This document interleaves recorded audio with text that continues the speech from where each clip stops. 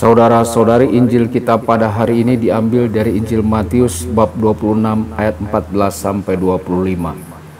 Sekali peristiwa pergilah seorang dari ke-12 murid itu yang bernama Yudas Iskariot kepada imam-imam kepala. Ia berkata, "Apa yang hendak kamu berikan kepadaku supaya aku menyerahkan dia kepada kamu?"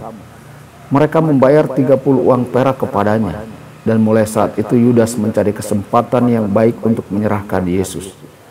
Pada hari pertama dari hari raya roti tak beragi, datanglah murid-murid Yesus kepadanya dan berkata, "Di manakah engkau kehendaki kami mempersiapkan perjamuan Paskah bagimu?"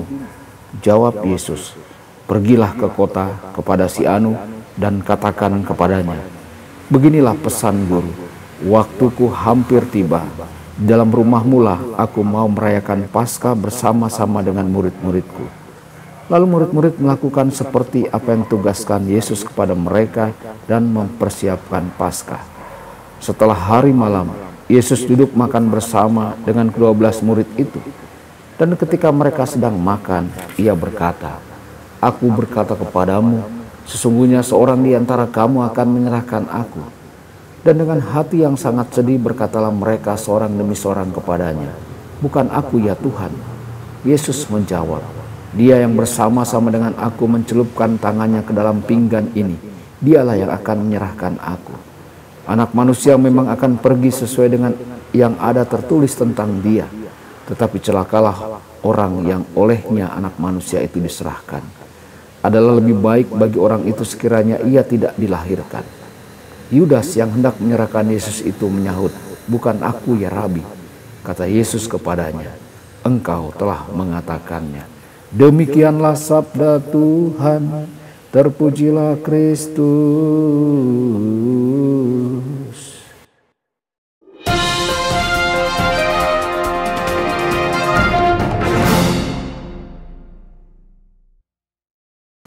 Saudara dan saudari terkasih dimanapun Anda berada, jumpa lagi dengan saya Romo Tedens dalam saluran Warta Kabar Sukacita. Semoga Anda semua dimanapun berada senantiasa dalam keadaan sehat dan bahagia. Salah satu dari 12 murid Yesus adalah seorang pengkhianat. Kita sering berpikir bahwa Yudas pasti berbeda dari murid-murid Yesus lainnya. Yudas jelas lebih buruk daripada murid-murid lainnya. Jika itu benar, semua orang pasti sudah mencurigainya ketika Yesus berkata, "Salah satu dari kalian akan mengkhianati aku." Mereka pasti akan berpikir, pasti Yudas, dia selalu jahat. Dia mampu mengkhianati Yesus.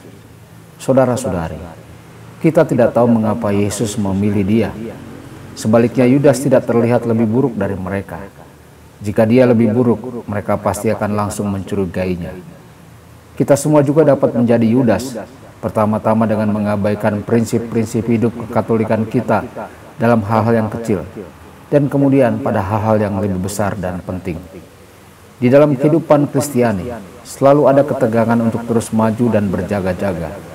Orang yang dapat dipercaya dalam hal-hal kecil, akan dapat juga dipercaya dalam hal-hal yang lebih besar. Saudara-saudari, para rasul bertanya, "Apakah ini aku? Mengapa?" Apakah ada satu keinginan yang meluas untuk mengkhianati Yesus yang hampir tidak dapat mereka kendalikan? Tidak. Tetapi mereka berada dalam situasi yang sangat berbahaya. Orang-orang Farisi telah memutuskan untuk membunuh Yesus, dan para rasul mengetahui hal itu. Itulah sebabnya seluruh kelompok murid Yesus pergi untuk tinggal di Yeriko untuk sementara waktu. Yerusalem terlalu berbahaya bagi mereka. Mereka dapat membayangkan diri mereka mengikuti Yesus ke bait Allah keesokan harinya, dikucilkan di tengah-tengah kerumunan orang banyak, kemudian nyawa mereka terancam jika memberikan informasi tentang di mana Yesus dapat ditemukan pada malam hari. Mereka bertanya-tanya apa yang akan mereka katakan. Apakah kita akan mengkhianati Yesus?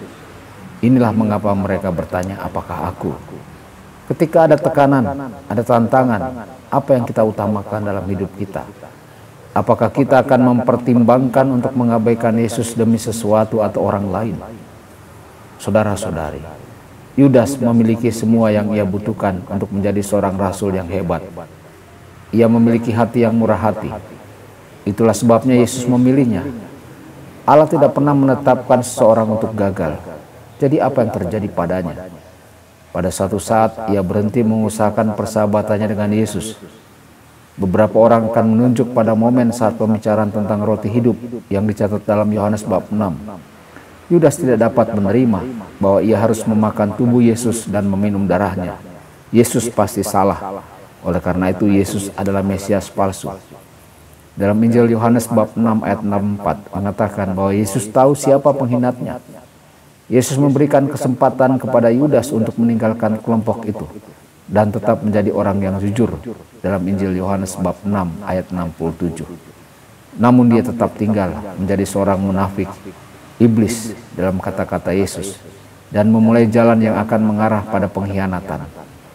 Saudara-saudari, mengetahui bahwa iman kita adalah karunia yang paling berharga yang kita terima dari Tuhan, apakah kita menjaga dan memelihara iman kita agar bertumbuh dan kuat?